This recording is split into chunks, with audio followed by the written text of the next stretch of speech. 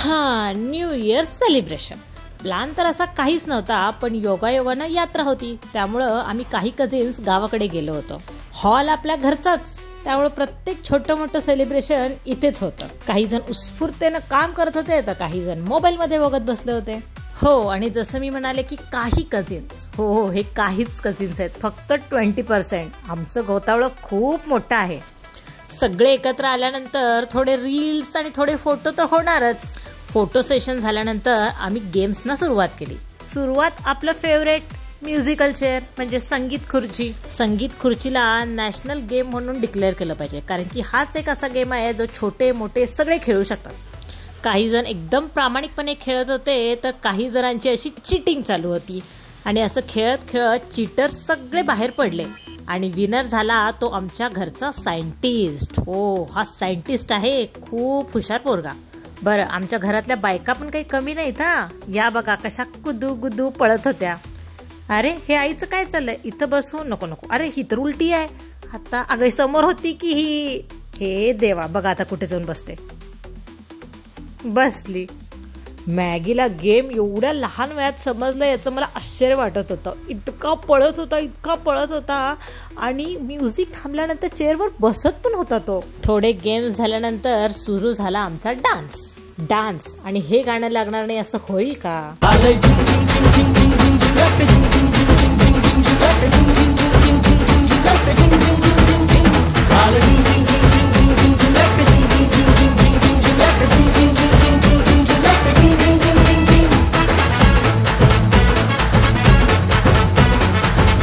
Dance झाल्यानंतर परत सुरू झाले गेम्स. हा गेम खूपच भारी होता.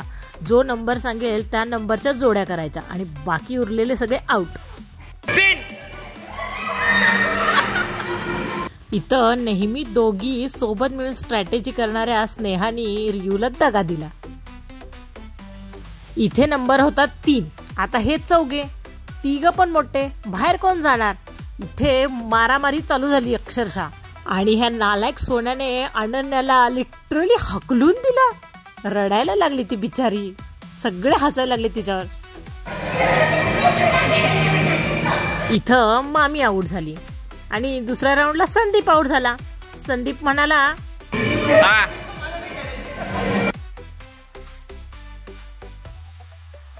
आता इथं सोन्याकडे बघा. हा, आता प्रीतीला घेण्यासाठी तो इतकी तडपड करतोय आणि स्नेहाला हकलून देतो. ओके, हकलला. आता तोच सोन्या प्रीतीला सोडून देतो.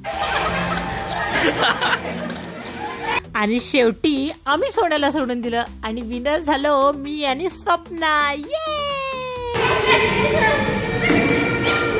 या गेमला तुम्ही काय म्हणता मला माहित नाही, पण आम्ही तर भारत भारत भारत म्हणायचो. ज्याच्यावरती डाव असतो तो समोर भारत भारत म्हणणार, तेव्हा आपण हलायचं आणि तो जेव्हा पलटेल तेव्हा आपण सगळ्यांनी असं एकदम स्तब्ध उभे राहायचं, अजिबात न हलता, आणि ती व्यक्ती येऊन आपल्याला हसवणार.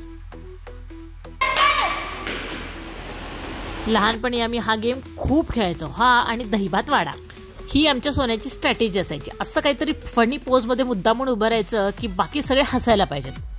स्टार्ट.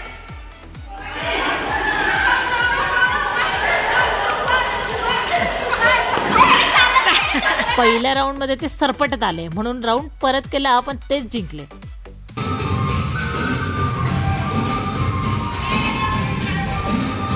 इथे बाजी मामी आणि आईनी मारली.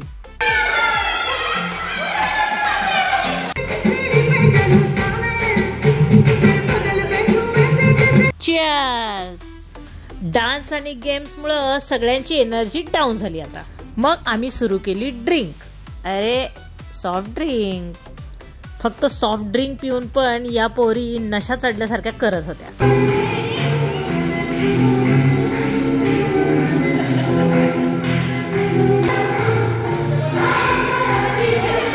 आणि शेवटी स्नेहाचा ग्लास पडलाच. पण हे होते प्रो लोक. हे तर सोडा, स्वप्नाकडे बघा, दोन्ही हात सोडून एवढा वेळ डान्स करत होती ही पोरगी.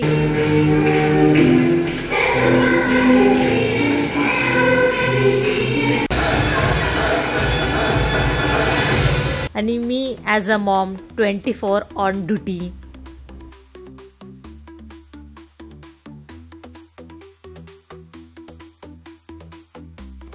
आता सगळ्यांना कडकडून भूक लागलेली. मेन्यू होता बिर्याणी, व्हेज बिर्याणी आणि नॉन व्हेज बिर्याणी.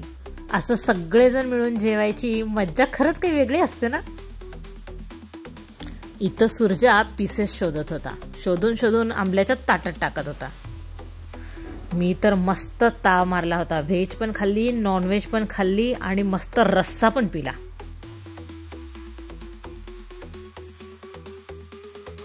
इथं बघा मॅगीला काय पाहिजे. काय काय पाहिजे? सर्दी आहे ना? खोकला आहे ना? खोकला ना तुला? खोकला नाहीये? काय पाहिजे? हे पाहिजे. पण खोकला होता, पण स्प्राईट मिळणार नाही म्हणून कसा दाबत होता बघा खोकला. या मॅडमची एनर्जी कधीच डाऊन होत नाही. Team girls versus team boys. जेवण केल्यानंतर परत सगळ्यांच्यात एनर्जी आली आणि परत सुरू झाले गेम्स.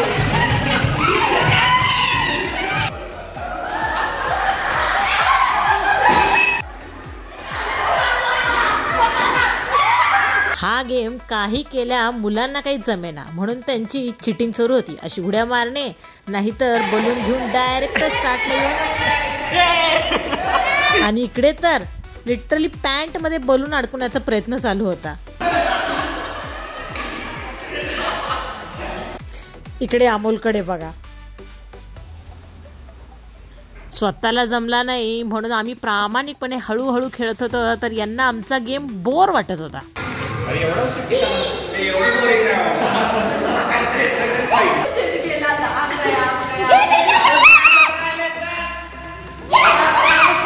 चल चल.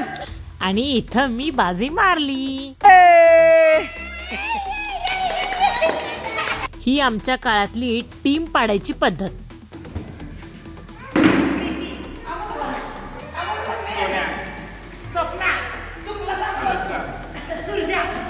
मग सुरू झाले दमशेराज.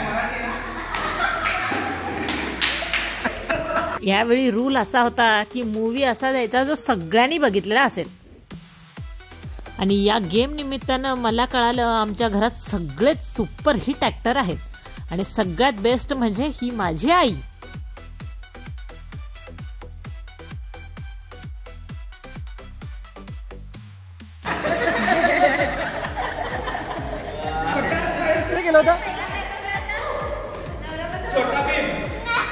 या छोटीने एवढी मस्त ऍक्टिंग केली, पण हा मोठा बघा.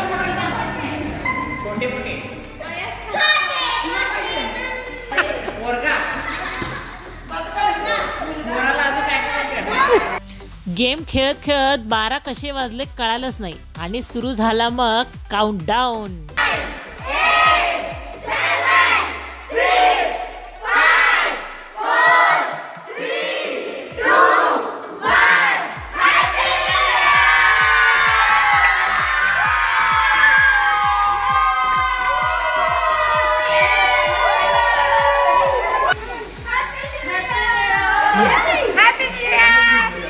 बरं, या रिच्युअलच्या आम्ही एकदम विरोधात आहे, पण आम्ही केक वेस्ट नाही केला, फक्त त्याची क्रीम चेहऱ्याला लावली. पकडा तिला, पकडा पकडा. Happy new year everyone. Happy new year guys. Happy new year. आणि अशा पद्धतीनं 2025 ची सुरुवात खूप छान झाली. प्लॅन्ड सेलिब्रेशन्स प्लॅनप्रमाणे झाले नाही तर त्रास होतो, म्हणूनच आमचा हा अनप्लॅन्ड सेलिब्रेशन खूप मस्त झाला आणि ठेवून गेला मागे क्यूट अशा मेमरीज.